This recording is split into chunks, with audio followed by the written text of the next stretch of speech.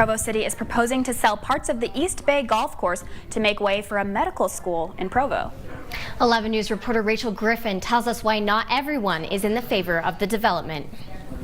Provo City are pushing a letter of intent to sell 24 acres of the Provo East Bay Golf Course. Now, the Rocky Mountain University of Health professionals are wanting to buy the land to build a new medical school.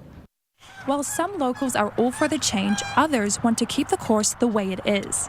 Bob Rasmussen travels from Payson to play at the course, and as he sees it, the range should stay as is. Well, it's really ridiculous to take an established golf course that's paid for in a reserve that's beautiful and develop in an area that's really a wildlife reserve. I don't understand why they would ever do that when there's so much commercial undeveloped land still in Provo. Last week, Provo Councilman Kay Van Buren rallied with supporters of the golf course.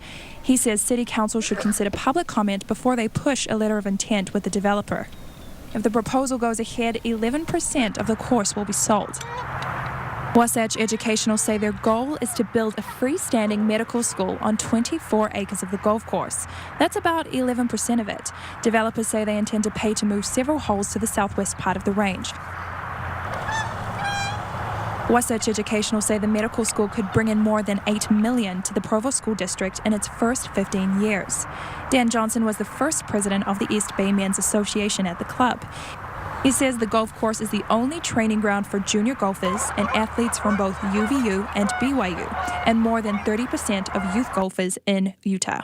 And I think it would be a real tragedy if this mayor and this council decide to sell part of it, because from what I understand, I don't think it will end with just these 3 holes. As of right now, the golf course will stay as is until we hear more from local government. Back to you. Thanks, Rachel.